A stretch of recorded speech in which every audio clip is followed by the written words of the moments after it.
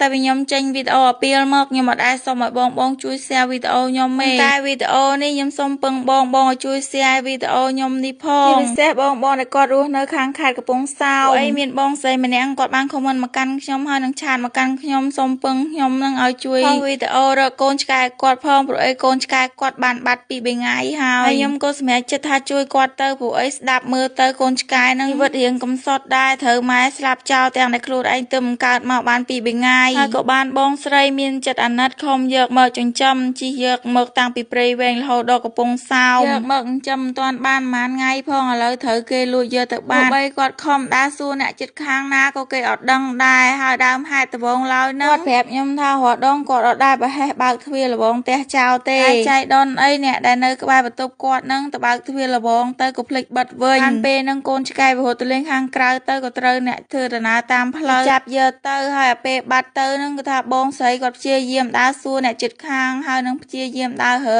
ជុំវិញនឹងដែរប៉ុន្តែនៅតែរើអត់ឃើញហើយសួរអ្នកចិត្តខាងណាក៏គេអត់ដឹងដែរហើយពេលហ្នឹងឮបងស្រីគាត់ថាមានអ្នកចិត្តខាងម្នាក់គឺគាត់ឮសំឡេងកូនឆ្កែយំប៉ុន្តែគាត់អត់ចាប់អារម្មណ៍ទេពេលដើររើផងសួរអ្នកណាក៏គេមិនដឹងផងគាត់ក៏សម្រេចចិត្តខមមិនសុំខ្ញុំជួយផុសរើឲ្យគាត់ផងព្រោះអីគាត់ខ្ញុំយកមកតាំងពីព្រៃវែងរហូតមកដល់កំពង់សោមមិនចិត្តណាហើយណាមួយយកមកដបងឮគាត់ថាសភាពកូនឆ្កែមានចៃមានតវ៉ៅពេញខ្លួនគាត់ខំចំមើលថារហូតតូធំហើយបានរូបរាងស្អាតប៉ុណ្ណេះគឺថាគាត់ស្រឡាញ់ហើយនឹងមានអនុស្សាវរីយ៍ច្រើនជាមួយកូនឆ្កែនឹងណាមួយខ្ញុំមើលទៅកូនឆ្កែនឹងភ្នែកវានៅល្អក់ឡើយទេមិនទាន់មើលបានឆ្ងាយណាស់ណាទេទៅតាមដែលខ្ញុំស្មានមើលទៅកូនឆ្កែនឹងអាយុមិនទាន់ដល់2អាទិត្យ3អាទិត្យស្រួលបួផងមើលទៅអញ្ចឹងហើយបានខ្ញុំសម្រេចចិត្តធ្វើវីដេអូនឹងសូមឲ្យបងជួយ share ផងហើយជាពិសេសបងអ្នកដែលគាត់រស់នៅខាងខេត្តកំពង់សោម share វីដេអូនេះឲ្យទៅដល់អ្នកដែលគាត់យកឆ្កែបងស្រីនឹងទៅផងសូមឲ្យគាត់នឹងយកមកឲ្យបងស្រីវិញផងព្រោះអីបងស្រីគាត់មើលទៅគាត់ស្រឡាញ់កូនឆ្កែនឹងណាមើលសំបីតែកន្លែងដេកក៏គាត់យកកូនឆ្កែ